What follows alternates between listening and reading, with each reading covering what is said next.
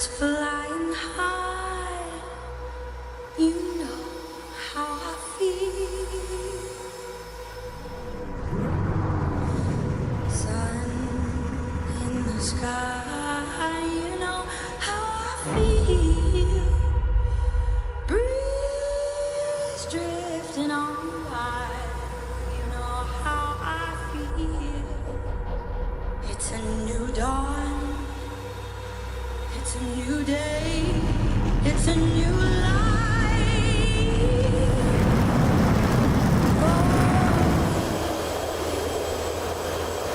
And I'm feeling good.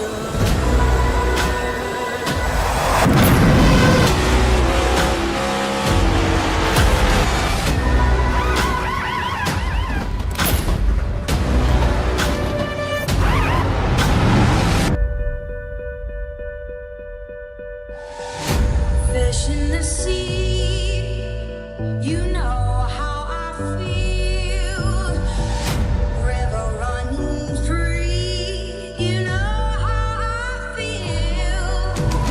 Blossom on the tree, you know how I feel. It's a new dawn, it's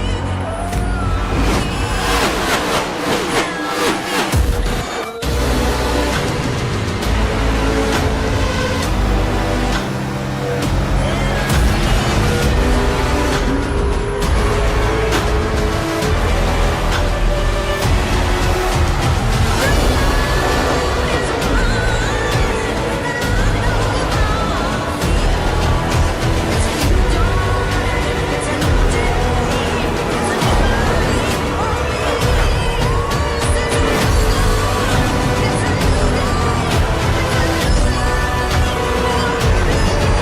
day,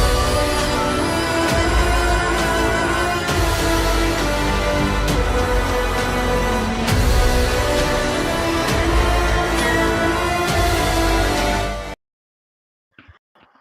Well, ladies and gentlemen, welcome to Charlotte Motor Speedway. We are live and in prime time here on a beautiful Thursday night for the Goat Locker Racing Truck Series on Thursday nights, Jam Printing and Promotions Truck Series, that is.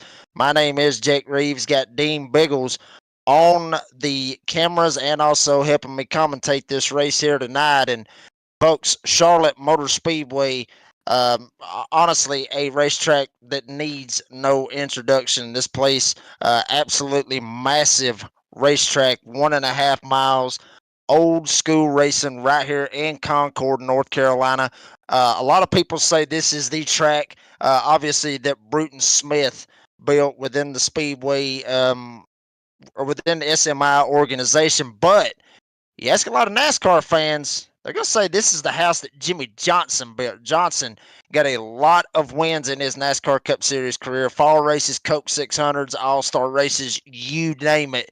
So, depending on who you ask, the business side or a race fan side, this is the house. And me personally, I look at it as this is the house that Bruton Smith built, but Jimmy Johnson, one of those great guys that was able to show their skills here tonight. And Dean, looks like we're in for a very, very good race here tonight. Actually, called our first race last Thursday night at Richmond, and kind of an upset win, if you will. James Goshen, the guy that got the win last Thursday night at Richmond. So this being the fourth race in their season, now we're going to Charlotte. We've seen a lot of crazy tracks that these guys have had. Now they're going to 1.5 miles, basically their bread and butter. This is bread and butter racing right here. Dean, what are we looking for as far as all these guys here tonight? Well, hey, Gabe, welcome along there, Jacob. First of all, I work in the metric system, so what the hell is 1.5 miles? I presume that's you're getting about 3 kilometers and change on that one. And we are looking, obviously, at a very, very tricky track. Now, if you look at the Charlotte Motor Speedway, you can see it's not just like a try-over perfectly. There's a couple of kinks, isn't there? You almost got, like, Would you say it's 3 to 4 turns rather than just essentially the regular 4 or 5? You got a couple of kinks there. What's the trick here in this track, partner? Well, I mean, this track right here, basically what these guys is going to have to really be doing is they're going to have to be saving their tires. This track, much like an old Atlanta for some of the NASCAR fans that are watching, obviously out there, you have seen what Atlanta in the past was before they done the repave and the super speedway configuration and all that crazy stuff. But this quad oval very, very tricky to get through there, especially 2 and even 3 wide. But I've seen drivers go through this quad oval 2 and 3 wide. It gets very, very tight when you get across the start finish line. But 1 and 2, actually the more faster turn here at Charlotte. Then when you go into 3 and 4, it's just like, to me, when I've raced here, it's just like 3 and 4 just kind of narrows up just a little bit. I guess it's just so much speed that you're carrying down the backstretch, and then you go into that turn, it's just like it kind of narrows up to you. So that's going to be a tricky part over in 3 and 4. Obviously, through the quad oval, it's going to be tricky as well, seeing a lot of hard racing. But with all that going on, we got these drivers right here on the front stretch. We're getting ready to see some serious truck racing here tonight in Charlotte. And on the pole with a 30.560, that's going to be the 15-incher. It's going to be Jamie Vargas. He's going to be on the pole. Got Patrick Drabick right beside of him, not too far off, maybe about 100th off of his time, so he will start second. Jeremy Gardner, he will be third, with Nicholas Limburger, who had a fantastic run last week at Richmond. He will start on the outside of row number 2. James Kaufman, he will be fifth, with Mark McCrary, in sixth. Brandon Evans in 39, he will be seventh, with Jacob Ellingson in eighth. Then Alex Cruz in ninth, and Joe Yates will be 10th. The rest of the field here, Jake Helm in 11th, Doug Ellingson in 12th, Jameis Mullins in 13th, got Charles Fiskus in 14th, James Goshen, he's the guy that won at Richmond last week. He will be deep in the field starting in the 15th spot. Got Ryan Perkins in 16th, Levi Webb in 17th, got Daniel Creakle in 18th, Eddie Smith, who done a fantastic job at Richmond, Dean. He will be 19th. Then you got John Anthony in 20th. Dean Hopton will be 21st, and Alan Marshall will be 22nd. This is going to be a barn burner here at Charlotte. One of my favorite tracks to race at personally on the iRacing Sim. Not the best at Charlotte by any means, but very, very good racetrack, very fast-paced racetrack. You're going to see these guys with a lot of speed here at Charlotte, and the pace lights are out on the pace truck. We're going to get this bad boy going. Pace truck is pulled off. Leave the field in the hands of Jamie Vargas and Patrick Drabick on the front row as the green flag is out. Vargas is going to get away. Not by much. Here comes Drabick. Going to battle back on the outside. Gardner actually gave Vargas just a little bit of a shot right there, trying to get across the start-finish line. Maybe give him a little bump draft, so to speak. And, Dean, we talked about bump drafting last week at Richmond. Not necessarily something you want to see at Richmond, but you can do a little bit of bump drafting here at Charlotte. It's very, very tight to do it, but you dang sure don't want to do it in the corners. So a lot of hard racing right here. As Jamie Vargas, now he's going to look on the outside right here. Jeremy Gardner down on the bottom side trying to see if he can take it away. Patrick Drabick slips back into the third spot. Now Vargas, he's all the way to the top. He's going to slip back. Here comes Jeremy Gardner to the lead, and Patrick Drabick's going to go to second. Hey partner, you're welcome along Green Flag Racing, lap 2. We have 99 to go essentially of the Jam Painting and Promotions Truck Series here at the famous Charlotte Motorway. And look at that, they're getting up close to the fence there. Lots of opportunities in the background there. Mark McCoy there and Jamie Vargas going for a tooth and nail. And they're going for it absolutely ballistically quick. As you said, it's all about getting the speed there, getting the tires up the temperature, isn't it? And get the feel of this fantastic motorway. And 3 abreast, perhaps? We shall see. A lot of guys back here in the back trying to see if they can sneak up through here. One of those guys, we mentioned him earlier in pre-race. That is the 85 of James Goshen, trying to work this top side, maybe try to advance up in line. Try to see if he can advance just a little bit further, get himself out of the back where he is at. Try to see if he can get on up there. He's currently in 10th, started 15th all the way up to 10th. And, you know, Dean, we talked to him last week, you know, post-racing. He was surprised as us, I guess you could say. Just out of nowhere. I mean, it's a race that he didn't expect to win. And from what it sounded like, much less, he was surprised that he actually finished the race from the way he was making it sound. But right now, James Goshen right here trying to see if he can sneak up in here. He's actually going to get bypassed by Joe Yates. So Yates is actually going to go back to the 10th spot. Alex Cruz, one of those guys that's up there on that top side trying to see if they can get some momentum going. See if they can get around some of these guys on the bottom. And, you know, up top, you know, you're going to carry more speed. You're going to get those runs coming off of the corners. But at that point, with you using so much speed and carrying so much speed to try to advance your position to pass other drivers, that's going to be at the case of you having to burn tires. And I mentioned this track, it is very, very treacherous on these tires. You see a lot of cracks, a lot of bumps here at Charlotte. I mean, it may look like it on your screen. It may look like a very smooth racetrack, but you see the seam right there in 3 and 4 right there. I mean, that's just how bumpy and beat up this racetrack is. Oh, it's beat up at the moment. You can see the steering wheel. You see that little jiggers and the wiggles and stuff like that. That's not just because they're trying to show off or anything like that. That is how bumpy it is. You can see it. They're feeling it, and we got to try to express the best way to show it on the broadcast, because get that force feedback, get all that fancy gizmos, there's racing rigs. These drivers spent a lot of time, a lot of effort in there. There's some. I mean, basically take out a home mortgage or basically buy a family car with the amount of money that these drivers spent and the seriousness they put into this competition. And it is a great competition here for the Goat Locker Racing. And we're currently focusing on the battle, as you can see, essentially from P3 downwards. And Mark McCoy's in the tail end of this fantastic... Oh, you have to say like... I've lost my words at the moment, partner. Help me out here. Yeah, I mean, well, you got Jacob Ellingson. He's going to try to look to the inside right here of Mark McCreary. And McCreary was actually the one that we was riding on board with. He was right behind the 25 of James Kaufman. Now McCreary, he's going to go to the top right here. Leave the door wide open for Jacob Ellingson. Ellingson down on the bottom. McCreary up on the top. Ellingson barely able to get clear. Is going to come right across his nose, slip right up into that 5th position. See if he can take a shot, try to see if he can catch up to Kaufman. He's riding on board right here with Mark McCreary in the number 83 entry. Started 6th, he's running 6th, and very, very clean race, if you will, to this point right here. 10 laps into this race, 100 laps here for the distance for the Jam Printing and Promotions Truck Series. Once again, my name is Jake Reeves. Got Dean Biggles helping me out with some announcing and obviously giving you these awesome camera shots. And what a camera shot right here going into 3.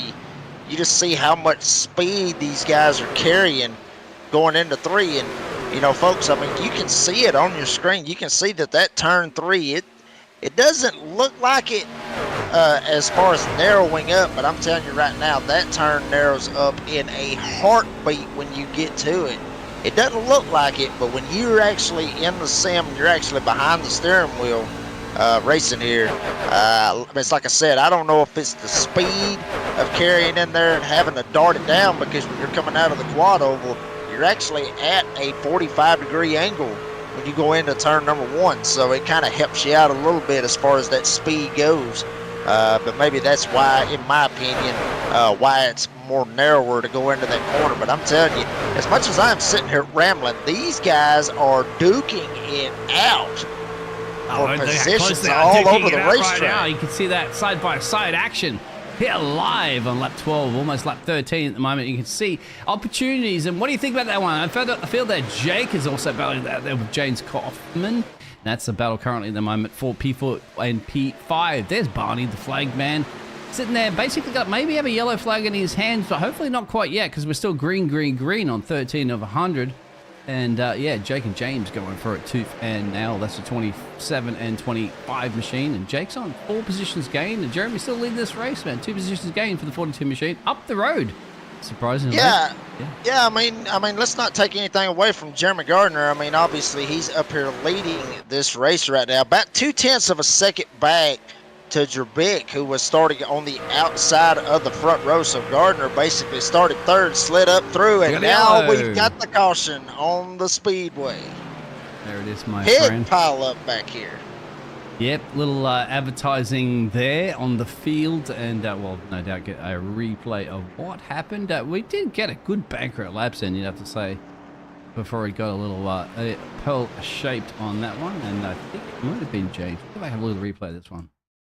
Yeah, I mean, from what I'm seeing, yeah, all this was going on. Eddie Smith and Alex Cruz, all this started with them, and that's another turn right there, turn 4 that I mentioned. Obviously, I mentioned the quad oval, how tight it can get, but turn 4 gets very, very tight, and that's exactly what happened with Eddie Smith right here. He just kind of, yeah, I mean, it started out with net code.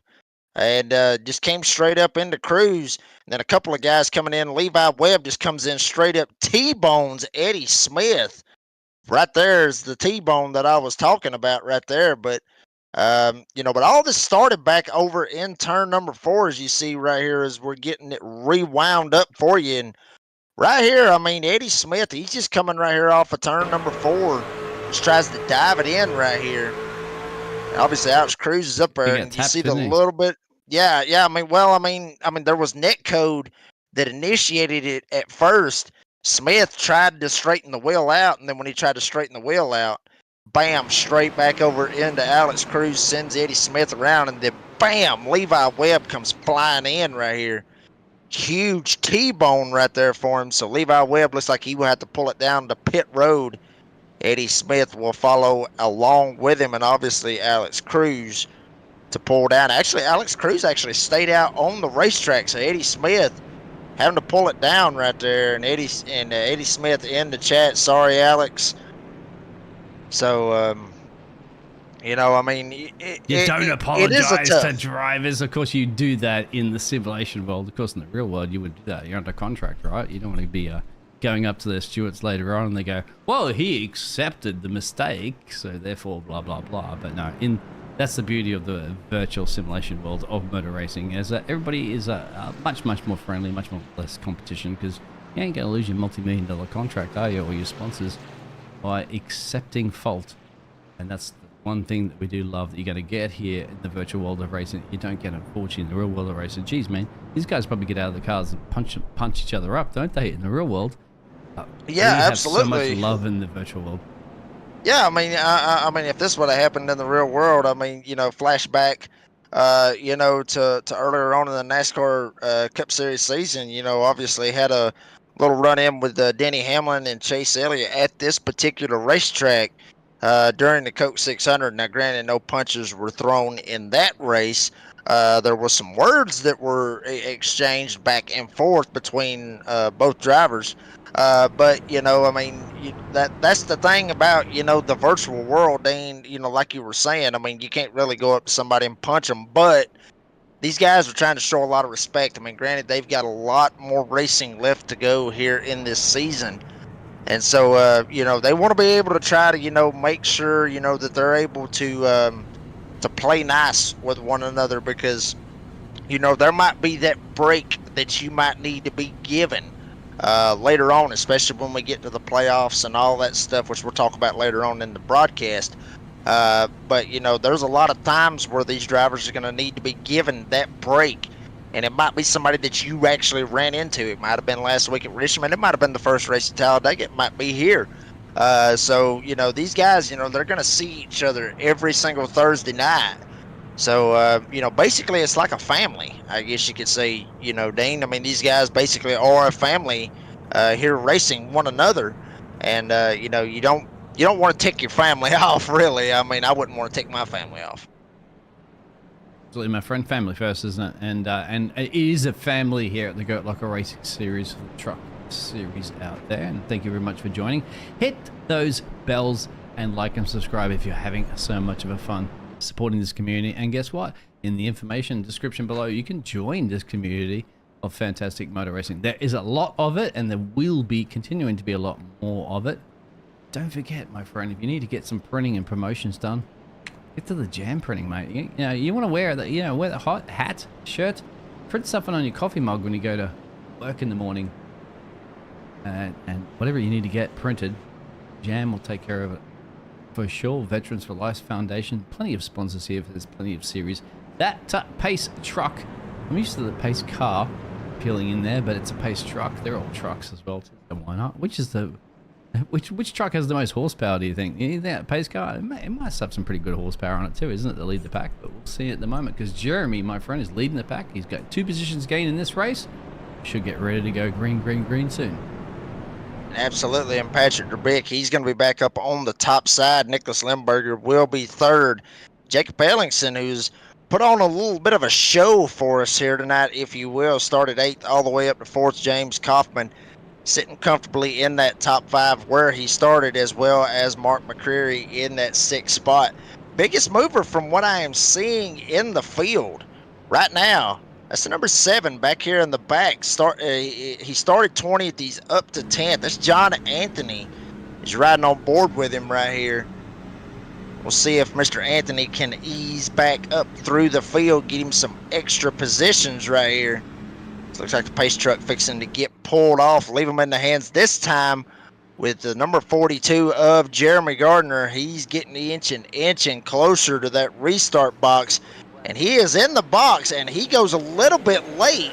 Drabik tried not to jump the restart right there. Ellingson got into the back of him, but Limburger give a good room right there. A lot of great room right behind Gardner. He's going to follow Jeremy Gardner. So Gardner gets clear now side by side with Drabik and Limburger side by side going down the backstretch. Drabik's not wanting to give it up. Here he goes to the top side. Right behind him, Jacob Ellingson on the top side. Tried to get a little bit of draft from Drabik. Now he's going to drop back down to the bottom side, but Drabik going to clear Nicholas Limburger by inches right here at the start-finish line, and here comes Jacob Ellingson. He saw some of that and said, come on, baby, we're going to go for it as well up here on the top side. Try to get going, but right behind them, hard racing right now by Kaufman and McCreary. And check out Jamison Mullins right behind them. A lot of hard racing right here. I mean, these guys got 80 laps to go, and these guys are racing like it's the last lap, Dean. Shake and bake, baby. Shake and bake. That's exactly what I want to say. Going to the references, of course, with some of these fantastic movies, and they are going for it. Don't shake too much there, guys. But definitely throw that car into the oven and bake it. And you want to be, don't bake those tires too as well. As you can clearly see, Nicholas, we're focusing on the 22 machine at the moment. 2 positions gained for Jake up the road there for the 27 machine. Jeremy Gardner still leaving from Patrick, and here it is. It's all switcheroo. We're going to get 3 abreast, are we? We were talking about it before, partner. It is possible. Not quite all game on that one yet on 21 of 100, but there we go. They're risking it for the biscuit. Risking it for the biscuit. I mean, Dean, me and you was talking earlier about the Days of Thunder deal. These guys are actually trying to race like they're going to meet Nicole Kidman after this bad boy. Shout out to the Days of Thunder movie. That is an awesome movie. If you have not watched that movie, you are living under a rock, folks. I'll just be honest with you. Excellent movie. Need to check that out, especially, but don't check it out right now. Stick with us right here for this truck race, because I'm telling you, these guys are really going at it. Some of the guys back here in the back, right around the 10th spot right now, we find Brandon Evans back here in the 39, seeing if he can try to slide up through here on this top side, see if he can work it over on James Kaufman. Alex Cruz, one of those guys that got caught up in that last wreck with Eddie Smith. He's still up here inside the top 10. But Evans going to get the draft off of Alex Cruz on the top side. Try to get clear. Maybe, maybe not. Yes, he will get clear. And right behind him, Jamie Barkis. That is a name that we have called out tonight, and for good reason. Well, he started on the pole, folks. He's all the way back here in the 10th spot from where he started this race. So Jamie Barkis back here, kind of slumped back here in the back of the field. Now he's going to try to get a run. He goes down low. Kaufman almost comes down, tail slaps him right on the right front of his truck. but Barkus and Kaufman able to keep it straight. Now Kaufman going to go all the way to the pit house, if you will, all the way up to the wall, not able to do it. So Barkus is going to get by, get another position, and honestly, from where I'm sitting right here, the top 10 trucks have pulled away from the rest of the field. Looks like everybody's content just to ride single file right here. You can see it right now. You need to be relying on the other bomb drafting around you at the moment, because basically your ally as well as your friend, your enemy and friend are there around you, your truck. It's all about precision. It's all about steering in the right angle and lifting when you need to lift and coast when you need to. And drivers hate lifting. You know that for a fact. You never want to lift. Certainly they never hit the brake pedal here in the oval racing, but at the moment they're going to have to work together. They're going to have to do something about it. You've got Jake Ellington, Jamie Ill here. As you said, those packs are starting to break up a little bit, but as you can see, that race leader, look at Jeremy. Jeremy's like down the road going, guys, come on, let's get on with it. And Jake's saying, all right, let's go, Patrick. Let's go for P2. Yeah, he's trying. I mean, he's all the way down on the bottom, Trebek all the way to the top. Don't count out Jamison Mullins. How about this? Started 13th all the way up to 4th. Have yourself a day, sir. Back here in the number 66 entry, he's got Limburger right up his tailgate, and right behind him is Mark McCrary. We did not actually see Mark McCrary last week at Richmond, but here he is, started 6th, and now he's actually going to look like he may be going back a spot.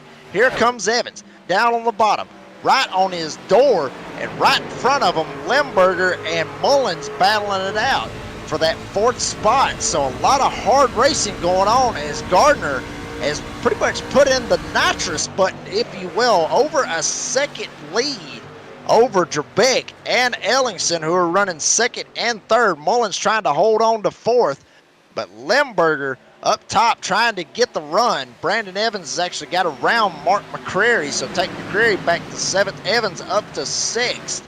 But a lot of hard racing, and now we have a battle for 2nd as we got a caution on the Speedway. Yeah, I was going to say, go, Jake, push to pass, but you don't need to worry about it right now. Look at that Jeremy's gap that he had.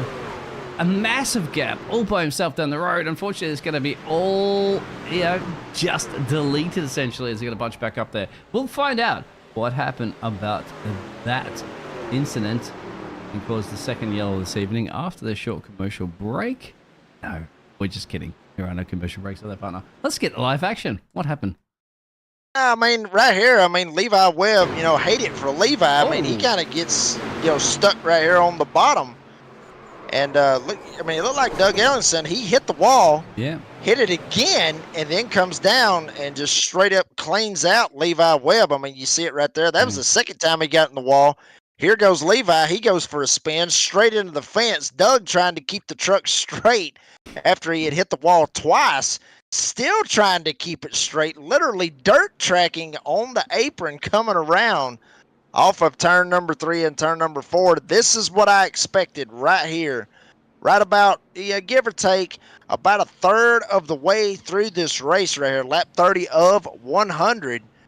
Here is the leaders going down pit road. Most of the leaders going down pit road. Some of these guys actually deciding to stay out, try to get some track position. So Gardner basically pulled most of the field down within the likes of some of the drivers of Joe Yakes in 87. He's going to be up front. James Goshen, like I said, winner from last week at Richmond, and Jake Ham in the number 3 entry. All 3 of these guys, they stayed on the racetrack. So, very interesting to see this. Actually, Daniel Creakle, one of those guys that stayed out as well. He was back there in about the 17th spot. Saw a lot of guys jump down pit road. So, you know what? Screw it. Let's try to get some track position right here. Why not? Daniel's gained 14 positions currently at the moment, but he's still yet to make the pit stop and gambling on that situation of confident in his tires. And if you are new to oval racing for the Goat Locker Racing Truck Series, tires are the key. They're the 4 little points of contact that make your car stick to the track. You without them, you're in big trouble, big time. So, and you all of a sudden you'll see these cars accelerate off when you get a green flag, and you're like, why are they getting overtaken? Like, you're passing your grandma on the freeway. Well, that's the reason why, and he's elected to go in on the pit stop all by himself there, so we'll be able to catch up the pack. Another interesting fact, my friend, James here, the 85 machine, it's showing me in the telemetry he's already been in pit road. Really? Okay. Well, then that might be So- something that we didn't know about right there, folks. So no, my James, apologies. I got the whole wrong one. Yeah, he did. He got it as well.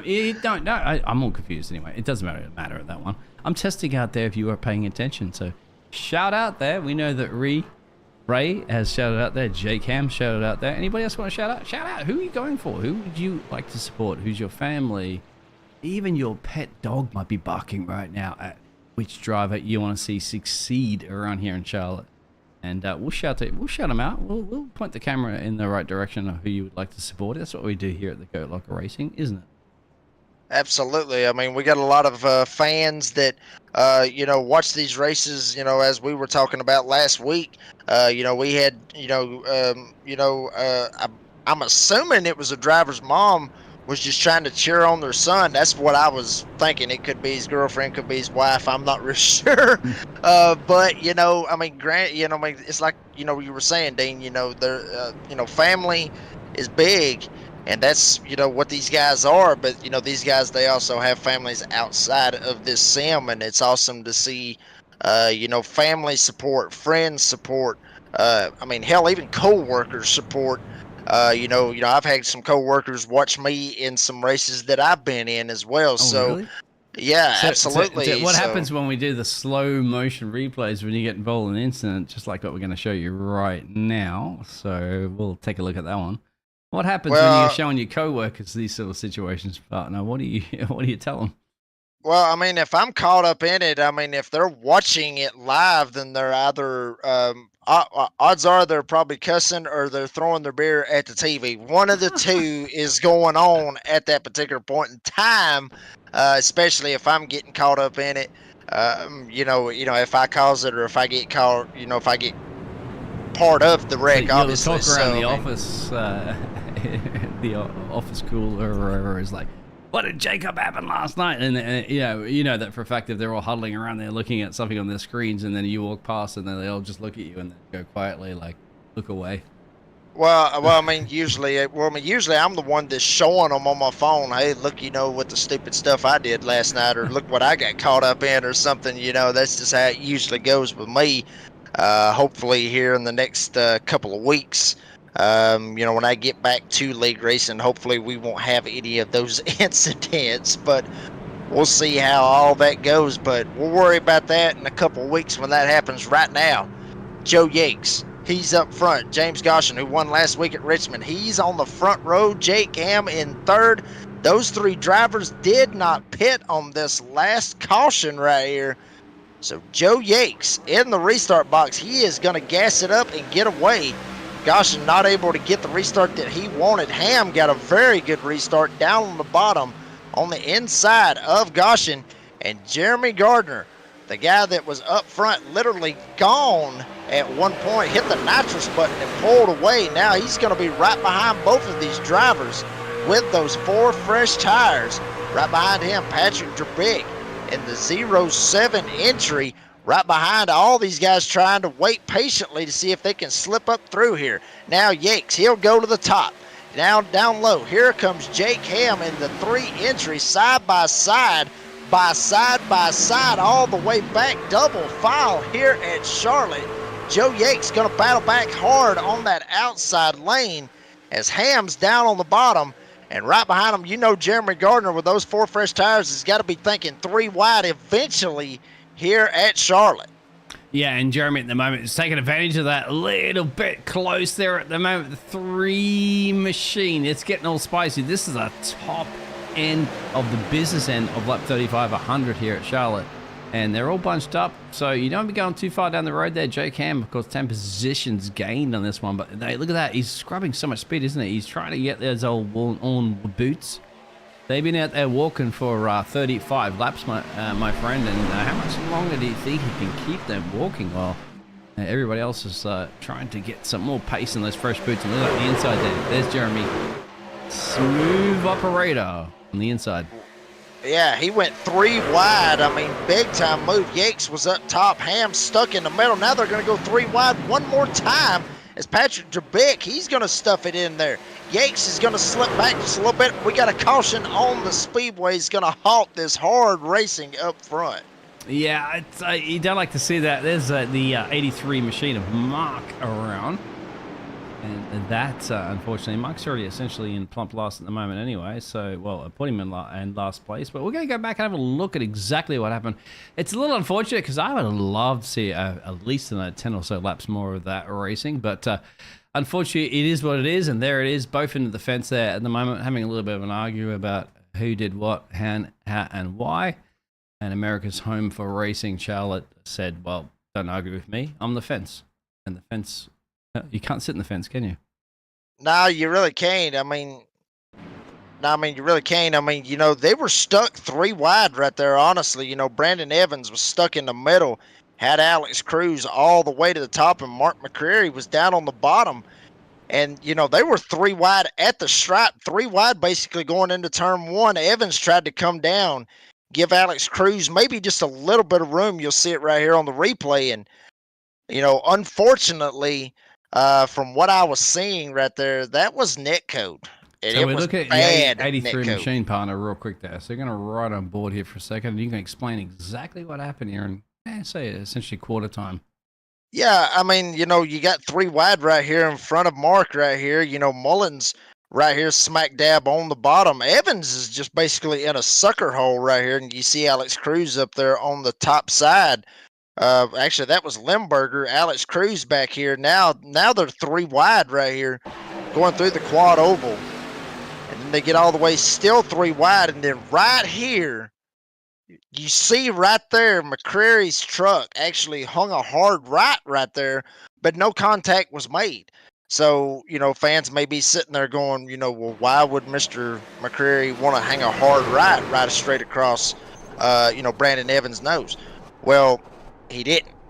I mean, all of it was straight netcode is what it was. And netcode, folks, for those of you that don't know, netcode is basically it's differing IP addresses. It's where iRacing declares that there is a contact when obviously there was no contact. I mean, you could have hell, you could have probably fit my whole race rig right in between both of them from where it was. So iRacing thinks that there's some contact there. It's not there, but they still cause the contact to happen. And that's what happened to McCreary, and he just kind of got right rear hooked right there by netcode. And then at that point, when they went in the corner, McCreary was already coming up, and then, nowhere for Brandon Evans to go, and he just ended up finishing him off. So, yeah, you see a lot of that right there. Honestly, Dean, I hate to interrupt you, but, you see a lot of that netcode stuff happen at, like, say, Talladega, or even here at Charlotte, Daytona, the high-speed racetracks where you really see that netcode. And, honestly, I wish, that iRacing would do something to fix that netcode problem because, it's nobody's fault. It just happens, and, it's a shame, for drivers to have their nights end early because of something like that. This is going to be a big topic of discussion at the moment throughout caution because there's a lot of elements at play with that, as you said. Now, everybody has different ping time. I'm pretty sure everybody is aware of the ping time, right? You have, like, for example, I lived in Australia before on the past partner, and I was playing in, example games of first-person shooters and stuff like that, where it's like, accuracy of milliseconds that you need in order to perform, like, a shot and things like that. And though the ping times you have is like 200 milliseconds and stuff like that. It's like 200 milliseconds. If you blink it, it's less than that. However, when you're looking at precision esports racing, esports games, that is a massive difference at this level of competition. So what happens here in iRacing as well is it kind of has to have a little bit of a prediction. So it's got pings from all these drivers on the grid, 22 of them currently at the moment, and trust me, it can be 50 or 60 or whatever in different circumstances from all different places around the globe. Thankfully here we have most people here from the United States of America, so they're all pretty much within 100 ping or less. And at that point, it's getting all this data and it's kind of calculated, and when they're so close, those packets are decided by milliseconds. So it's kind of calculating a future, just a millisecond future prediction of where the car will be to the other drivers. and then calculating whether or not it'll be contact and where that car will be and so forth in a split second. And then it's judging from that, which is a tap at this level of racing. You know how close they are, mate. You know, it's like, you know, you can like go shave a mosquito's eyebrow at that point, or a fly's eye, shave a fly. And then it's going to work it out, and that's exactly how it works in this kind of scenario. It's even worse for other games, as I said, first-person shooters and things like that. And the only way to really counteract that, like, there's no way for them to fix it, unfortunately. The only way to really judge it correctly for pure, real one-on-one speed with denying the fact of netcode or any of that sort of jazz is to get every one of these drivers, 22 of them, in an arena on LAN with the exact same equipment. So there's no way you can have any of that. Zero ping for everybody. But unfortunately, that's not the real world scenario. Can't work on that. We're going to go green, green, green. 61 to go. And the best that we can possibly do. We'll see what happens right here. Jeremy Gardner up front. Patrick Drebeck on the top side. Gardner gets the green flag, gets a very good jump. Talk about Jake Ellingson back there. You calling him Jacob, however you want to look at it. 27. He is going to get clear of Patrick Drebeck, and Drebeck's going to slip down in that third spot. Side-by-side battle right behind him. Nicholas Limburger and Jamison Mullins up here. Jamison started 13th all the way up to 4th, and right behind him is Brandon Evans, that was the unfortunate initiator, I guess you could say, of that netcode that happened just a couple of laps ago that brought out the last caution. About 8 laps from halfway here in this 100-lap race here for the Jam Printing and Promotions Truck Series here tonight. These guys right here, I'm telling you, they put on some hard racing. It's been clean, you know, with the exception of some of the accidents that we have had here tonight. But, you know, everybody knows, you know, racing, you're going to have guys that's going to get in accidents, and that's just how racing is. I mean, you know, you can't go a whole 100 laps without having some kind of accident, some kind of caution happen. But I'm telling you, these guys right here are racing their tails off for that 4th spot. Mullins all the way to the top side, trying to get around these guys. Now he's going to take a shot for 3rd right here. Patrick Drebeck on the bottom side. Here comes Mullins up top. Gets that run off of turn 2. Got around Limburger. Now he's going to go side by side with Patrick Drebeck. And up front, Jacob Ellingson right on the back tailgate of Jeremy Gardner. This has got to be the first type of, I guess you could say, competition that Jeremy Gardner has had to fight off all race long. As Ellingson all the way up his tailgate, may try to look going into turn 3, go for the lead. He will. Down to the bottom. Ellingson to the left rear of Gardner, but Gardner up on the top side may get the momentum and be able to carry it off, and he will just ever so slightly get clear of Jacob Ellingson. But Ellingson really putting the pressure on Jeremy Gardner right now. I was going to say, look at the steering wheel. You mentioned this before. Like, look at the some of the drivers are really bumpy. Look at it. It's a little, you know, bump. You can feel it. You can feel the vibration in the steering wheel. We were on board with one of the other drivers before. They're fighting it like tooth and nail, mate. Like, you're almost like on a rally course. Here, it's a little bit, it is the bumps you mentioned right there. You can see he's fighting the steering wheel a little bit. He's getting loosey-goosey. You can see currently at the moment, Jerry is getting a little wiggly on the back of the truck here. And you know, on board right now, Jake, he is feeling it. He knows it. He's got a half a second gap to P3, so it's a battle for P1 and P2 currently at the moment. We are getting over, it's close to the halfway through this race. And, well, you know, as a race driver, do you go for the gap if car, or would you sit back and relax and settle for P2 currently? Well, I mean, right now, you know, I mean, Ellingson, I mean, honestly, Ellingson, he wants this lead right here. You know, honestly, I believe, you know, Ellingson wants the lead bad. I mean, obviously, I mean, look at his truck. It says Goat Locker right smack dab on the hood. I mean, you know, he's sponsoring, or his truck is actually the sponsor of the Goat Locker Racing League right here. So Jacob's really wanting to get a shot, and here he comes. And just as I say that, it's going to get the run on the bottom. Garner maybe have slipped just a little bit, but Jacob Ellingson to the lead here at Charlotte. And I'm going to tell you right now, Gardner, he may not be too happy about that. Granted, no contact was made, but Gardner looked like he had this bad boy sole possession there for a couple of laps, as he had literally out to a second lead. But here is Ellingson now with the lead. Gardner straight up his tailgate as you see it. Literally was pushing him through 1 and 2. Jacob Ellingson to the lead. A little bit of bumping is good. Bumping and grinding is racing and driving. You can see the goat locker as somebody's racing and driving down the pit road next to my casting box at the moment. Look at this. If you don't know where you are currently at the moment, if you're surprised, you look at the pictures going, what are we? We're in the goat locker racing. Because if you don't see that on your pictures, well, you have no idea where we are. These two drivers definitely do. Jake and Jeremy battling up for P1 and P2. A little bit further down the road there is Jamie. 10 positions gain.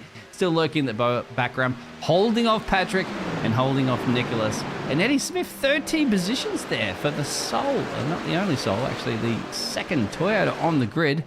But this battle is also brewing and lurking in the background. Patrick and Jamie. Absolutely. And yeah, I mean, you know, talking about Eddie Smith right there, I mean, you know, Eddie, he was one of those guys, you know, he got into it with Alex Cruz right there on the front stretch. They got straight up T-boned by Levi Webb right there in the quad oval. So, you know, awesome to see Eddie Smith get that truck fixed and get back out there and put it down, if you will. But I'm telling you, up front, we got a battle brewing right here as Patrick Drabik slips around Jameis Mullins for that third spot. Limburger not too far back, right up Mullins' tailgate. But you see how close these guys are racing right here, especially up here with these leaders, if you will. Gardner is not letting Ellingson get away. I mean, he is literally trying to fill that rear view mirror full of Jacob Ellingson's mirror. I mean, just straight up his back bumper. He's going to get right up to his tailgate, right up on the spoiler. Looks high, thinks differently, slips back in line. He is absolutely pulling that intimidator factor that I was talking about last week. Some of those drivers was trying to do at Richmond. That's exactly what Jeremy Gardner is trying to do right now. He's trying to intimidate Jacob Ellingson, maybe make him miss his entry point, slip up the track a little bit because he's looking in his mirror so much, and leave that door wide open for Jeremy Gardner to slip back down to the bottom side. Basically what Ellingson did to Jeremy Gardner, and that's how Ellingson got to the lead. Psychological game, psychological warfare, that's what it is as well. It's not just about concentrating on your racing lane. Look at the revs at the moment, 6 to 7. He's also going to keep the steering there. The tyres are going to start changing, going to heat up a little bit. The car's going to start to feel like a different, lady or man or whatever you'd like, isn't it? It changes, it's dynamically. It's kind of like, you know, one day you go out for a date and it's perfectly romantic. The next time it's like, oh, it could have been better. This is how it's going to feel right now on lap 54 of 100. He's going to sit back at the moment. Jeremy, you can see, obviously, he's going to clearly have some speed, get sucked into that slipstream. It's kind of like, you know, come on. I dare you to break the slipstream and send one up on the inside. As soon as you do that, all of a sudden you just feel like you've got this. It's like putting your hand out of a window, isn't it, on a moving car? It's just like, ooh, you can feel the force and feel the friction. Absolutely. And, you know, another thing that Jeremy Gardner may be trying to do right here is maybe try to rush Ellingson just a little bit, maybe try to push Ellingson to some boundaries that he is not used to. Maybe try to get him to try to gas it up even more. Maybe try to get up there, burn his tires up just a little bit more. Gardner may be back there just riding in the weeds, maybe just trying to save just a little bit. You see some hard racing going on back here with Eddie Smith and Nicholas Limburger right in front of him. Jameson Mullins, talked about him up from 13th up to 4th. Eddie Smith from 19th to 6th. Give another shout out to that number 7 entry back there, John Anthony, He started 20th all the way up to 9th. And check out Ryan Perkins, not doing too bad. Started 16th. He's jumped all the way up into the top 10, that number 17 entry, looking very, very good here this evening. He's getting there, or he may get a little bit of a rear view mirror full James Kaufman here in the next couple laps. But right now, Ellingson still has the lead. But I'm telling you, folks, you couldn't fit a piece of paper between Ellingson and Gardner's bumpers. Wow, just absolutely very, very tight racing right here. Literally almost bump drafting like you would see at Talladega, as you were mentioning earlier, Dean, just that bump drafting effect Basically that's what it looks like by both of these guys. Chicken bacon, exactly. The elevation change, you can actually see it there. You can feel it in the car. You get almost like 45 degrees. Feel like a roller coaster. You are at the roller coaster. You're at the roller coaster. You have to go lock up racing here at Charlotte. By the way, he's keeping him in check, isn't he? It's almost like a check, a chess game, isn't it? You checkmate. Let's go see how that starting to form of a get to Patrick down the road there. And there is definitely a squabble between Patrick and Jamie. But at the moment, all eyes are glued on the 27-47 machine there as we're going more green laps racing. We would love to see the 58 of 100, so they're over the halfway point. Now, we get to a point where we haven't had a caution, and let's not jinx it. Keep an eye on this battle between Eddie also looking to run around the outside. At one point, what are you going to happen to do for pit road? We get three abreast here. Oh, come on, boys. Yes, bring the entertainment. We love it. Let's go racing. I'm telling you, these guys back here for third. I mean, this top five in general, all the way from Ellingson down to Eddie Smith. I mean, this is picture perfect racing, the kind of racing that you love to see here at Charlotte in the trucks. These guys absolutely just going at it, if you will. And, honestly, these guys actually run some decent times. Mullins actually got into the fence just a little bit, slipped back. Here we go. Battle for the lead. Gardner down on the bottom. Ellingson up top. Ellingson going to try to see if he can hold him steady. Come down. Maybe pitch Gardner down on that blue and white blue and white line down on the apron of the racetrack. Ellingson tries to come down. Gives a little bit of a side draft. Gardner down on the bottom. Give that lap to Ellingson by 9/1000ths of a second. So Ellingson leads another lap, but he might not be able to lead the next one. Gardner still down on the bottom. Ellingson trying to side draft as much as he can, maybe try to pull him back. Use the air as much as he possibly can.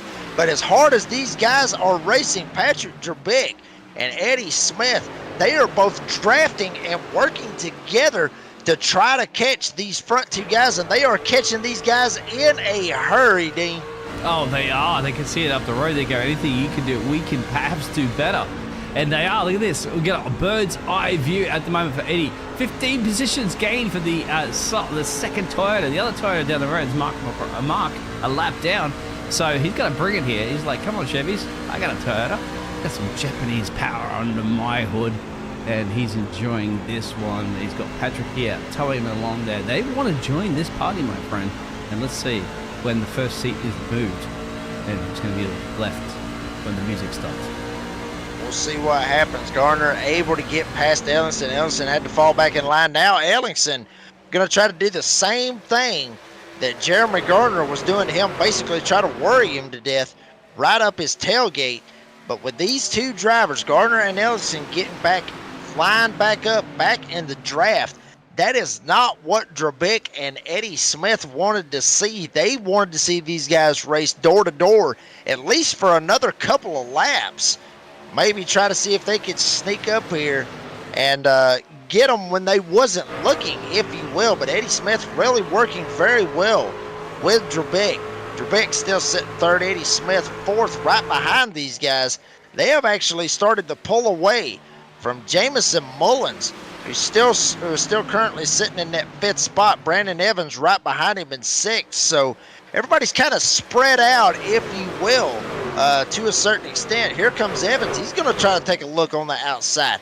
Maybe try to find a way to try to get around Mullins, get inside the top five, as Brandon Evans all the way to the top side of the racetrack. Mullins down on the bottom.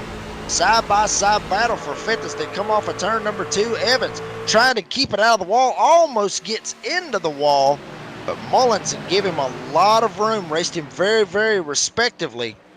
And here comes Evans. He's going to fight back on the outside and try to take that position. For third now, Drabik, Eddie Smith. They feel like that they have caught the leaders just enough, or Eddie Smith said, finally, it is time to go. Down on the bottom, Drabik up top. Eddie Smith down on the bottom, trying to find a way around him. Drabik pulls that little bit of side draft like Ellingson was trying to do to Gardner. But wow, I'm telling you, just a couple of laps ago, they were just straight up single file. Now they said, screw it, we're going to race for it here at Charlotte. Yeah, number one at the moment, Eddie Smith says, hey, guess what? Welcome to the Victoria's Secret party, because Victoria's Secret ain't no secret no more. Well, Patrick maybe he already knows what the Victoria's Secret is, but at the moment he's trying to keep the lingerie into the closet and keeping him behind. I'm trying to, there's little puns on the fly at the moment, and welcome along everybody in the chat here. I'll be having some fun. We are having certainly some fun. We still have a battle up the top for the top two at the moment, but this is where the hot zone is here in Charlotte at the moment. And, you know, Nicole Kidman's waiting down there for a kiss to whoever's going to get on the podium. Absolutely. Cole Trickle might get a little bit ticked off about that whole deal, but anyway, he will get over it. As Eddie Smith, he's still down there on the bottom trying to see if he can clear Trebek, and Trebek not wanting to give it up. You see, really hard side draft down on his door, but Eddie Smith able to get a little bit of momentum. Like Trebek, he actually may have got just a tick loose trying to come down side draft Eddie Smith as hard as he was going. But Eddie Smith going to get clear, get back to third, and now everybody just kind of single filing back out. A couple of drivers back here in the back trying to duke it out. That's where we find Jake Ham. We saw him earlier, one of those drivers that was up front, actually at the point of almost, actually he was leading the race at one point until Gardner slipped past him on a restart. But we got Ham back here in the back. He just now went around Doug Ellingson. That was the battle for 16th, and now Ham right behind last week's winner, Goshen. This is the battle for 15th on your screen, but wow, I'm telling you, I mean, dang, there's so many battles all over the racetrack. So much hard lap racing traffic coming into play at the moment as well. As you get on the lap track at the moment, that is actually Jeremy leading the race. He's so far up the road, he usually confuses us. But here we go, still battling it out currently for the P2 position. A bit of a gap forming. You can see in the background there, you still have Brendan, Jamie, and hello in the chat at the moment. Esports Go Jake 27. Well, Jake at the moment, 27 machine is in P3, and your eyes are peeled on him on the screen. He wants P2 from Eddie, but Eddie 17 positions gains. He don't want to give this one up too easy. He's like, you know what, friend? If you want to get past me, buy me a Christmas present or a Christmas card and invite me to this party, because I'm here and I'm ready to race. That Victoria's Secret Toyota is starting to look like it might be the best truck in the field right now, Dean. He just slipped straight around Ellingson, took it with ease, if you will. Right now, we'll check some lap times. Actually, here we go. We got some guys going in. Ellingson, Eddie Smith going into the pits right here. As it looks like Gardner, Trebek, Brandon Evans, Jameis Mullins. All these drivers going to stay out, and this is within the window. Basically, these drivers are going to try to split this race up. Basically, they've restarted round lap 40, give or take, in that range. Dean, you may have to help me with that just a little bit, but I believe that's where they restarted at. So they were going to split this bad boy right in the middle from what they're looking at. Yeah, they're going to go in and get 4 fresh tires. 30 or so, partner. So it's definitely a lot. Patrick's going in. Nicholas is going in, a ton of people going in. We'll just have a look at the battles considering at the moment for the P2 position. So Jamie's still getting into 10 position. We have 2 Jamies actually, the battle of Jamie Mullins and the Jamie Bacchus. Jeremy is still leading. Brendan Evans is P2, and here we go. They're going for it too for now. Doesn't look like the tires are falling off the cliff at the moment. However, we don't know what they have for fuel loads and all that sort of jazz, because other drivers are coming into pit road. Will that be strategy? They'd be waiting for that caution to come out, partner, but we have not had one. It's been green, green, green. And let's hope we can get green, green all the way to the end of the race to see Barney. Well, we'll see what happens, but some of these guys right here, they're staying out running a little bit longer, Dean, to be able to have those fresher tires later on in the race. That way some of these guys that have already went down, made those pit stops, Ellingson, Smith, those drivers that went down already and got those 4 fresh tires, they're going to be faster right now, obviously, because they got the fresher tires than, say, Evans, Barkis, Mullins, Fiskus, those drivers. As we got Jeremy Gardner, our leader, he just went down pit road. So, you know, normal green flag pit stops going on. But coming out now. As they there you go. Past. So he's a few positions down. However, he's got the freshest boots in town. So that's what is going to be key. But a lot of positions to gain if you do not have a caution or anything like that. So it's going to be about that. But he's got to be aware, isn't it? Brendan has to box here. the leader. Jamie, both the Jamies, as well as pretty much everybody else. There's Charles going in at the moment. And there's your race leader. Up the road, pretty much comfortably, you would say, well, when it comes to over race. So comfortable is about half a second. But hunting him down big time right now is this man, number 15. But they all know, what's the call? When do you go in? Last time they boxed was about lap 30. If I'm them, honestly, Dean, if I'm them, go as fast as you possibly can. You see some guys right there smoking it going into the pits, trying to get woed down, try to make sure that they get into pit road, not speed, because it is very treacherous trying to get right here. 45 mile per hour, that's the pit road speed limit. So you definitely do not want to speed and have a black flag right here. That would straight up end your night in a heartbeat. But right behind these guys, I'm telling you, you got Evans up here. These guys battling it out. Wow, hard move right there. Barkus slid right down in front of Jeremy Gardner and Jacob Ellingson. Both of those guys, they have pitted. Patrick Derbick, he has pitted as well. So these guys are on fresher tires, and they are straight up coming. They are a second and a half faster than Brandon Evans, as they just both ease straight past him, unlapped themselves. So if Evans has got any sense of urgency, he needs to go pit right now. If you're getting late, you're looking like at the moment you're driving Miss Daisy, isn't it? He's so slow. He's going to go to pit road right now. Absolutely. And it's not because he doesn't have the pace. We saw how much pace he had. The problem is, the tires are letting you down, and you kind of need them on a road car. 23 laps to go. Just keep an eye on the old Edstar, my friend, because he's charging down Dougie, and they've made their pit stops. But Eddie's got fresh boots. Eddie is essentially the fastest car on track, 14 positions gained, and made a pit stop. He has number one on a reason for the car, and number one is what he wants in this race. Absolutely, and very, very good night right here for Eddie Smith. Obviously, I mentioned earlier, with the accident that he got caught up in with Levi Webb, straight up getting T-boned. Now here he is back out on the racetrack and putting down some seriously fast lap times.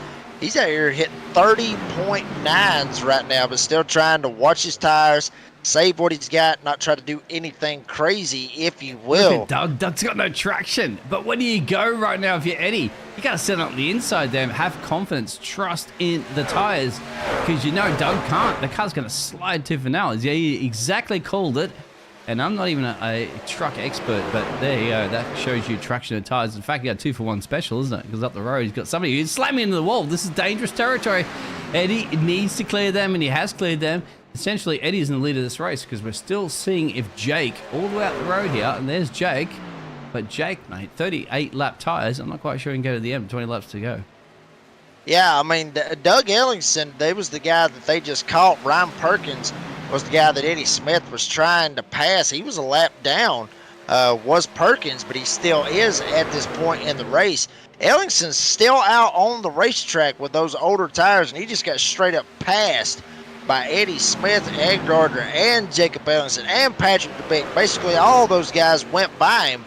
So you got a 4-horse race right here, battling very, very hard as Ham's going into turn number 1. Eddie's about to eat him alive, mate, isn't it? It's like, it's taking, he's like, I would like a sandwich with cheese, eggs, and ham on it, and I would like Jake Ham. There you go. Sorry, Jake. No puns intended, but Jake can't do too much on those boots, can he? He's under massive pressure.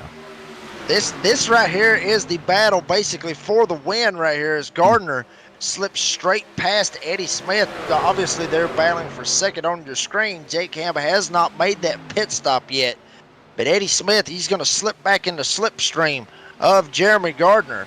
Right behind him, Jacob Ellingson and Patrick Trebick back here 4th and 5th right now in the running order, trying to slide their way all the way up here, making a 4-horse race, if you will. But right now, we're still waiting on Jake Ham to make that pit stop. He has not made it yet, but Gardner and them hit 31 ones. We'll get the lap time right here. Jake Ham just ran a 32.5. And now at the line, Jeremy Gardner ran a 31.1. So literally over almost a second and a half faster what Jeremy Gardner and them's doing. So if Ham, his strategy right now, I think he's actually praying for a caution right now because Yeah. honestly, if he made that pit stop, he's probably going to pull the rest of them straight down pit road. He's on the phone right now, dialing 911, going, hey, "This is an emergency. I need some goddamn boots because I'm in trouble here. I'm in big time trouble because his laps are clicking over really quickly. There's 16 to go at the moment, and he's going to be basically having a Charlotte breakfast here." And well, granted, you never know, right? He could drop a couple of places, but he could still look for a podium. That's got to be the team call right now. Just bring it home. Just bring it home, because you get down, mate. I mean, 16 laps to go. You had to make the call probably earlier. And at this point, you kind of go like, it's win or go home. Well, I mean, in his eyes, if he's got enough of gas, which I believe he may do, from what I'm seeing, the lowest he's going to fall is 5th if this thing runs green, because you got these 4 drivers right here, and literally here they are. You see Ham on your screen as I believe that was Ham. No, that was Gardner. That's how fast that 42 has been here tonight. We think he's somebody else, and he is absolutely not. He is straight up checking out from Eddie Smith and Jacob Ellingson and Patrick Trebek right now. But Ham, he's got a decent little lead, if you will. But honestly, I think the lowest that he is going to fall is down to about 5th. That's where we find Patrick Trebek. You got the 17 of Ryan Perkins back there, just right behind him right now. He is still 1 lap down. And I mean, if the caution was to come out, Ryan Perkins would get that lucky dog. So he's got a reason to be fighting right here, because Creakle, he's actually going into 3. Perkins is just now going down the front stretch. So if a caution comes out, Perkins is lined up. But I'm going to tell you, one guy that does not want to see the caution right now, at least for finishing positions right now, that's the 3 entry, and that's Jake Ham, because he has put on a hell of a race right now, running in that 3rd spot. But obviously, he's not going to be able to pull off the win here tonight. Well, crunching numbers at the moment, he's doing 31, so he's basically a second a lap slower, but 13, right? So essentially what he's going to be dropping is 13 seconds in this race. You can see Jeremy just like him in the background right now. But, as you know, it's one thing to catch, another thing to overtake. And he's going to be calculating right now. His team at the moment have to be sitting there crunching some numbers there, doing some scientific mathematics and going, all right, how far, they know. The race win's probably out of that. He's throwing the river card. He didn't get the flop and didn't get the river. And at the moment, he's going to be thinking about how can I hold on to a podium position. But look at the speed difference, isn't it? That's the difference between boxing on lap 73 and boxing on lap 38. And Jake at the moment shouldn't fight it too much. Take care of his tires more, as Jake is thinking about. Because you've got Eddie Smith, Jake, Ellingsons, and Patrick up the road. And all he has to do is try to hold them off to get a podium. The race win's over because Jeremy's got it. But what's going to happen? Eddie's approaching pretty quickly down the road there. There's the Eddie machine. Jake, as we just said, in the 3. He's getting a nice toe there from Jeremy. So if anything, Jeremy's going to help him here. 11 laps to go. You got to think, mate, I got to hold on here. I can get a podium. Yeah, I mean, he definitely can. From what I'm seeing right here, I mean, you called it right there. He is getting the toe right there off of Jeremy Gardner, but obviously Gardner, with those fresher tires, he's going to try to slip away, get Ham out of that slipstream. See another battle back here in the back right here. Not too far back, actually. This is right inside the top 10 right here. Actually, a battle for 10th. James Kaufman and Alex Cruz, both of these drivers, they've had their share of crazy instances here this evening, as they are just trying to duke it out right now, trying to get a solid top 10 finish, if you will. You see Brandon Evans right here. He's going to slip past Nicholas Limburger. That's the battle for 6th Here comes place. Jake essentially too for a potential. There's Jake getting well, Eddie's going around the outside, well, the inside actually, because the inside will be the line you would take, fresh boots. Now, Jake's got to be under massive pressure because you got a gaggle of cars that eventually have caught him. He needs to pray that those 8 laps just go down and down and down, and he's sitting there counting them, isn't he? He's sitting there going, I mean, sure, if he has a spot at the moment, he'd be going 7, he's 6, 5. That's exactly what he needs to hear, and he wants to hear, because he needs to hold off a massive gaggle. We're at the moment on Patrick here. Up the road there is Jake. All these drivers have fresh boots. It's Yep. Jake Ellington, and there it is. And the Henside Ham is big trouble. Big trouble with that. He has to go box. He didn't have the gasoline, or he can't handle the tires. What do you think? I think it was gas. I mean, if he's out there that long, honestly, Dean, I mean, he has to go in and get gas. Maybe not so tires, but I mean, hell, if you've already made your strategy, you made your bed, and you had the lay in it, you're going down and you're getting gas, you may as well go ahead and throw on 4 fresh tires and try to see if you can sneak something out. Maybe get something right. You never know what can happen. As he has just went down pit road, went ahead. I believe he just made a gas-only stop right there. So, you know, anything's possible right here. I mean, honestly, I would have went for 4 fresh tires because you never know. You might get a caution right here. Well, Gardner and all them guys, they're going in. He's P15 right now. You're dropping all the way back to the pack. It's gambling, and it is gambling, of course, when it comes to motor racing. There's a skill, there's speed, luck, and, of course, exactly, it's a gamble. It's a coin.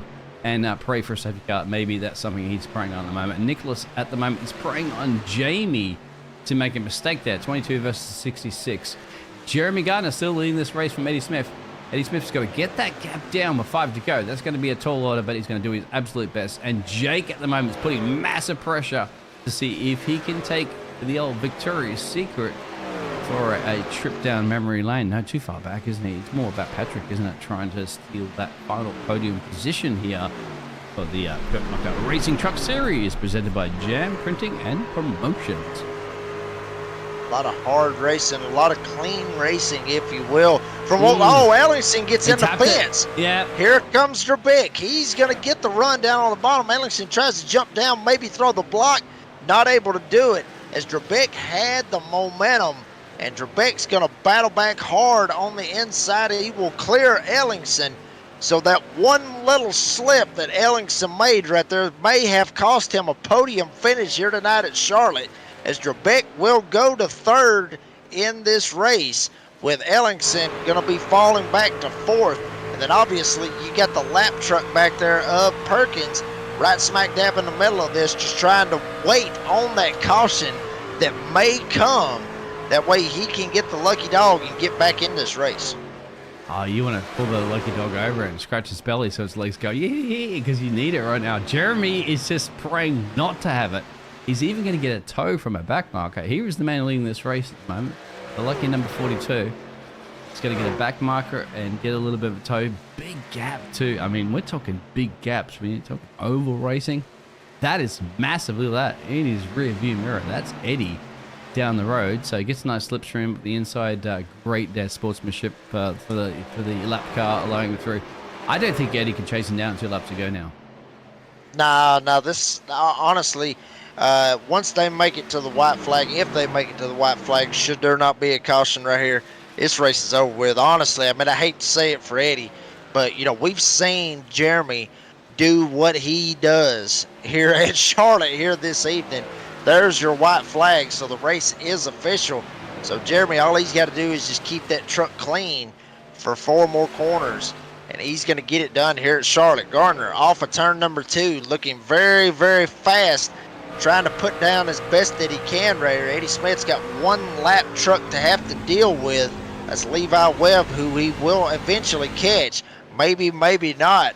But coming off of turn number 4, the number 42 has been dominant here this evening. Jeremy Gardner wins here at Charlotte.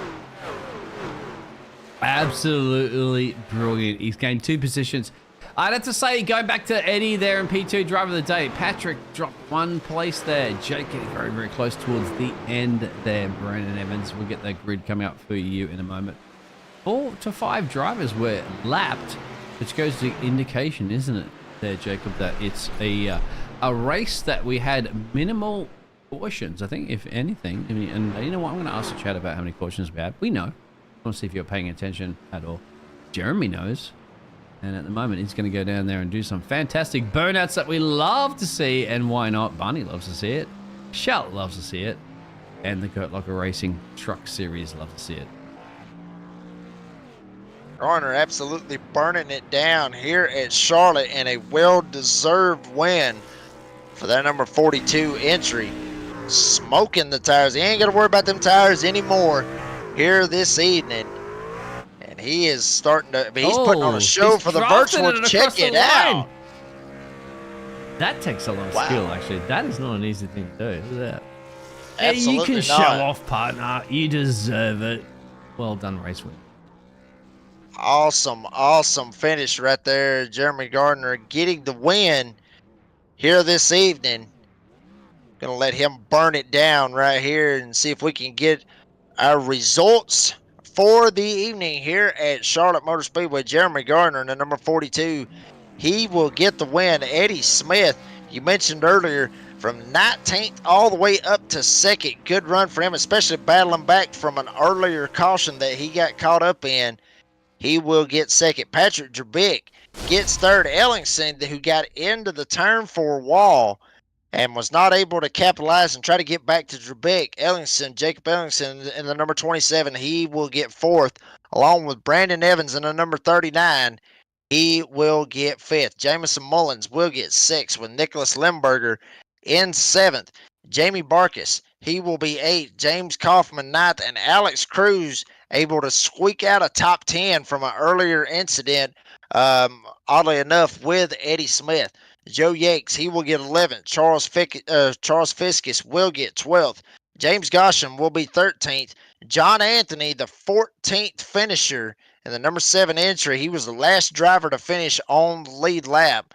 Ryan Perkins finishes 15th. Jake Ham finishes 16th. Daniel Creekle, he will finish 17th. Those three drivers, one lap down. Then Levi Webb was 2 laps down, finishing in 18th. Doug Ellingson finishes 19th, 3 laps down, and Mark McCreary was the only driver to get a DNF. He will finish tonight in 20th from starting in that 6th position. But looks like we got some guys in here who want to have a little chat with us right here, Dean. We'll see if we can bring some of these guys in. Bring in our 3rd place finisher. That is Patrick Drabick. Patrick, this is Jake. Have you got a copy? Yes, sir. Well, Pat, I'm telling you, man, you had a pretty interesting race. It was a lot of hard racing, a lot of 2 and 3 wide at some points in the quad oval, and sometimes even going down the backstretch. Tell us about your race, bud. Yeah, that was just a hard fought race. This is not one of my best tracks by any stretch of the imagination. So to come out of here with a podium finish tonight, I'm super stoked. But yeah, it was just a really tough race, and it seemed like I could get through 3 and 4 really good and even gain, but I just kept giving up time in 1 and 2. And then on the long run, I mean, I really kind of cooked my tires, but glad to stay up front all night long and keep that Jam Pro truck up in the top 3. And, Patrick, we talked about this last week. Me and Dean, we mentioned this a couple of times with the schedule that you guys have here for the Goat Locker Racing Truck Series. You started out Talladega, then you went to Michigan, 2 big tracks. Then you went to Richmond for a short track. Then you went to Charlotte. Now you're going to Indianapolis, which is somewhere you never really see a truck be at. What's the game plan, I guess you could say, for having a truck race at Indianapolis Motor Speedway? Well, a lot of times here in the truck series, when me and Jamie are putting things together, we want to have some traditional races. We have both been race fans for well over 30 years. And I think one of the crown jewels in racing was always the Brickyard 400. And they took it away for a couple of years. They put it on the Indy Road Course. I personally live in Indianapolis. I'm only 20 minutes from the track, and to kind of celebrate, the oval coming back, we said, "Man, we need to bring it. We need to bring it into the trucks." And the trucks hasn't been to Indy in probably 3 or 4 seasons. So we thought, "What the heck? Now's the time. Let's bring Indy back." Absolutely. That will be an awesome race to catch. That will be next Thursday night, folks. So you do not want to miss that. But Patrick, before we let you go, do you have anybody that you want to thank that made this possible? Yeah, absolutely. I mean, my sponsor, Jam Printing and Promotions, it's on the side of my truck. She has been a partner of ours since the very beginning. Outstanding veteran-owned company. Cruising Classics out there in Columbus, Ohio. I mean, if you're looking for a classic car, you got a classic car, and you need some work done to it, they have a performance center as well. And then, of course, the Veterans for Life Foundation. We're doing a lot of great work with veterans. Of course, here at Goat Locker Racing, us being a veteran nonprofit as well, we're just helping out as many as we can. I think it's so awesome the number of people that come out and race with us, those that support us, watch us. I am ever thankful for that. But be on the lookout. Some new Goat Locker swags coming out and all that other kind of stuff. We'll have some more giveaways. But like I said, big shout out to the sponsors and congratulations to Jeremy on in a very hard fought win. Absolutely. And folks, talking about that Goat Locker swag, if you will, may have to pick me up some of it when I get a chance. May have to check it out and see if I Yes, can sir. get me some of it and represent for you guys. But you guys put on a hell of a show tonight, and congratulations on that third place finish. We'll see you at Indy next week, bud. Sounds good. Thanks, bud. Indianapolis, I can't wait. Who is next that you want to drag into the Uh, commentating booth after they have a little bit of a break, a little bit of a stretch, a little bit of a what a race. Well, we'll see. We'll see if we can bring Eddie Smith in. You wanna take a shot No, at him you right got here? this one, partner. I just love to hear your accent and speaking because you're absolutely. I love it. You're brilliant. Keep it up there. Well, I got the I mean, cameras you got to do. that. Yeah, I mean, you got that Australia accent going Uh-huh. on as well right there, Dean. But we got Eddie Smith up here in the broadcast booth. Eddie getting that second place finish tonight. Eddie, tell us about your race, bud. Well, fellers, that was a lot of fun. First, I want to say sorry to Alex Cruz, man. I just had a brain fart. I haven't been racing much here lately, so just getting back into it over here at Goat Locker, and I feel like I'm just I don't know what to do with my hands out there on the track, and I want to just apologize for getting up into him, causing that wreck, and I think I wrecked somebody else too. So I just want to apologize. But yeah, good race. It was a lot of fun. Um, we got through the first little stage up to around the top 10, and then had that wreck and had to go back and kind of fight our way back through it. And with the different pit strategies stuff going on, I think going green there towards the end really helped us out a bunch. And yeah, so it was a good race, a lot of fun to be back out there and be racing up towards the front. Right, and two questions right here, Eddie. We asked Patrick about this just a second ago. One, you're going to Indy next week. Obviously, the schedule, we have seen it. From for this season, the schedule's out there. I guess you could say. I mean, I'll just be honest with you. The schedule's kind of out there. Started off Talladega, Michigan, went to Richmond last week. Now you get Charlotte, then you go to Indy next week. First question is, what's your mindset going to Indy in a truck? And the second thing I got to ask you is, you started this race 19th and got all the way to second. What was the mindset from starting in the back? Can I cut in real quick and tell you what the secret is from Eddie's Victoria's Secret? By all means, because I'm sure we would love to hear this. Sorry, Go Eddie, for cut it. you off. Is the only Toyota up in the grid? Anyway, Eddie, you can answer the question. Let's just fix that properly.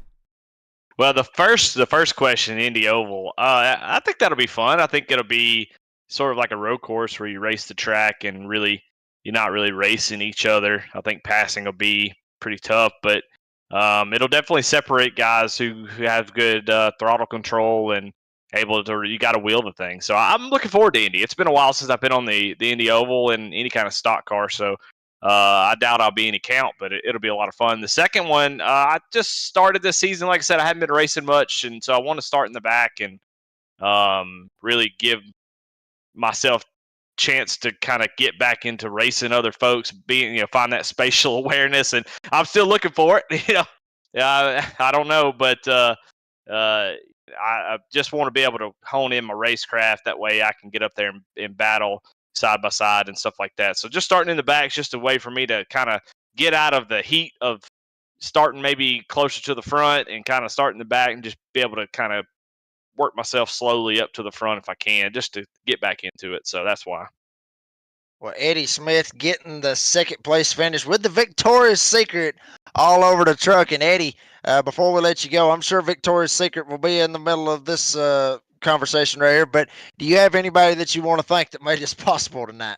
Well, if you need any good support, I mean, Victoria's Secret's got it, and I definitely want to thank them for being on the truck, and they want to thank all the first responders, military, for what they do. That's what this league is built on, and one of my favorite things about it, Pat and Jamie, they do a great job. So I want to thank them and all the first responders, military folks out there who man, I mean, put their lives on the line for us day in and day out. And so I want to thank them. Thank y'all in the booth. It's glad to have y'all on board. And Jacob, glad to have you, brother. I've seen you in a couple other broadcasts elsewhere, and big fan of yours. Well, all I see in Discord's Biggles. So Biggles, I'm glad to have you too as well, man. So Thanks, thank partner. y'all for broadcasting. Don't encourage Jacob too much. He's already a legend.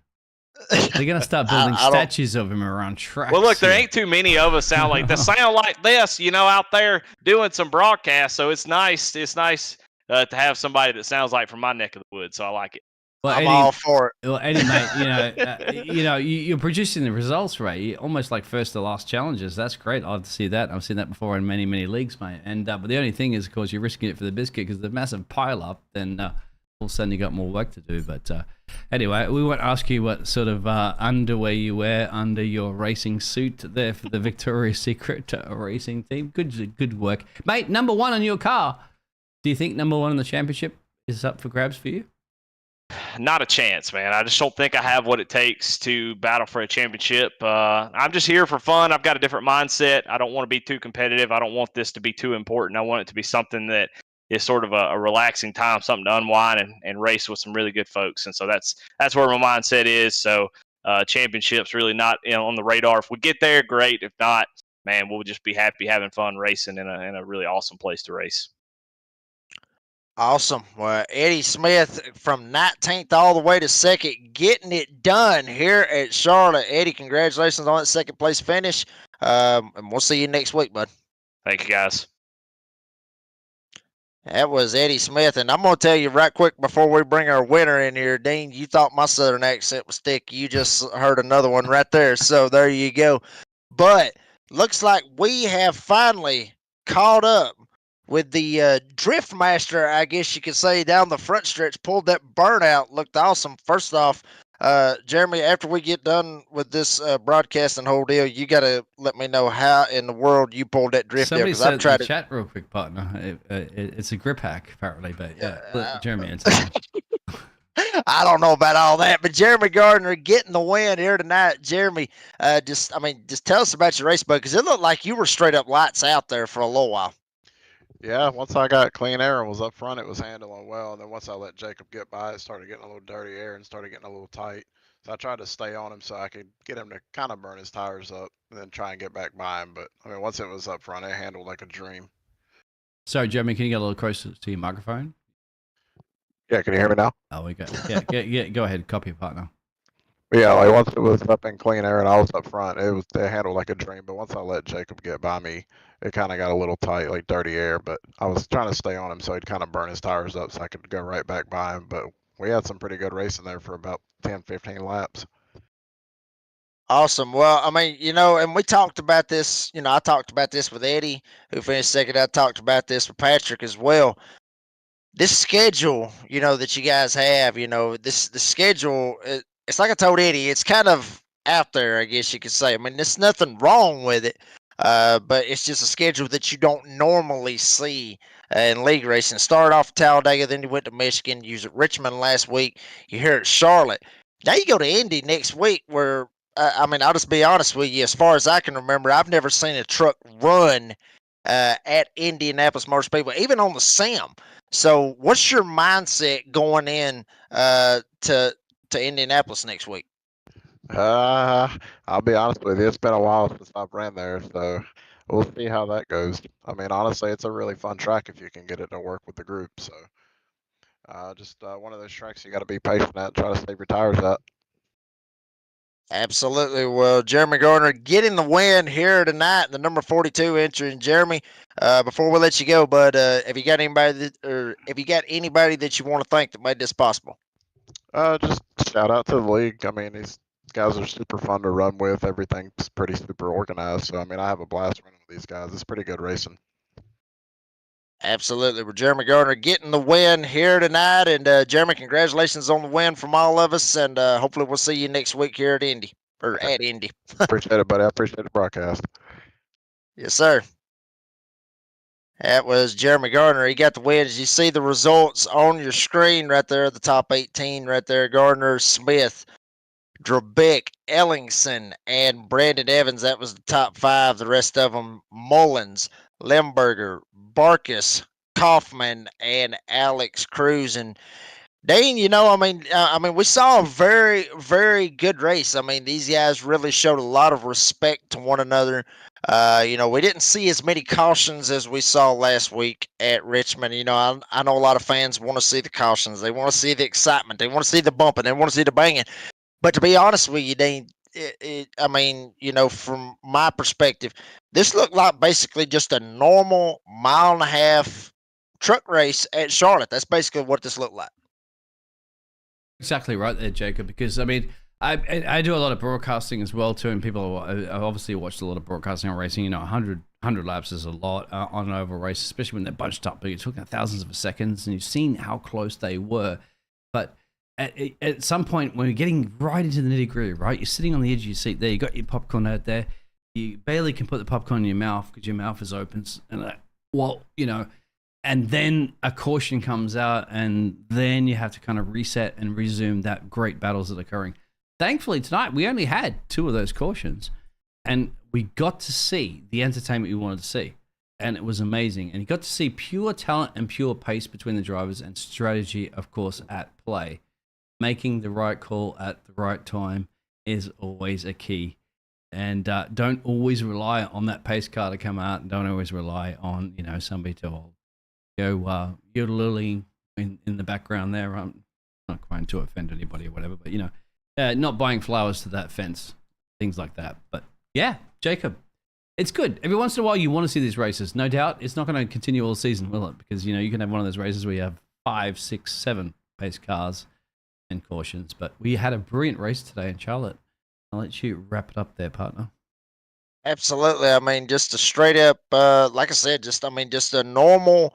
I don't want to call it a normal race because every race has got their instance in it. Obviously, the one with Eddie, obviously he apologized to Alex for the run in that they had on the start or at the start finish line, but still. Eddie Smith, that's the big takeaway I get out of this. I mean, granted, you had Jeremy Garner that was just straight up out there just whooping the field. And then you had Eddie Smith all the way from the back to the front. Led some laps, got second, was able to finish on the podium with Patrick DeBrick as well, sitting there in third. I mean, just, you heard Patrick talk about it. It was a hard-fought finish. It was a hard-fought race. And, these guys need to seriously hold their heads up high because, honestly, it's like I said, I think they put on a hell of a show here tonight here at Charlotte. But, folks, that's going to wrap this bad boy up for the Jam Printing and Promotions Truck Series for the Goat Locker Racing Truck Series here at Charlotte. Check us out next Thursday night as we will be live in prime time at the Indianapolis Motor Speedway for the trucks, folks. That's going to be one that you do not want to miss. It's something that you'll probably never see unless it's right here on the iRacing Sim, because it's something I've never been able to see, and we cannot wait to check it out. My name is Jake Reeves with Dean Biggles, helping out with the commentary and producing all the crazy and camera angles that you got to see here tonight, folks. We want to congratulate Jeremy Gardner on the win here tonight. We'll see you next week at Indianapolis Motor Speedway. Y'all be safe and have a good weekend. Birds flying high, you know how I feel. Sun in the sky, you know how I feel. Breeze drifting on by, you know how I feel. It's a new dawn, it's a new day, it's a new life.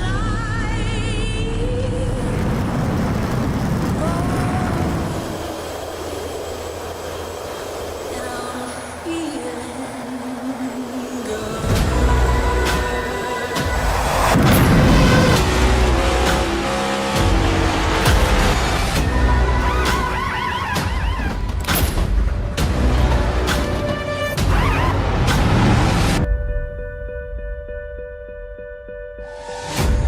fish in the sea.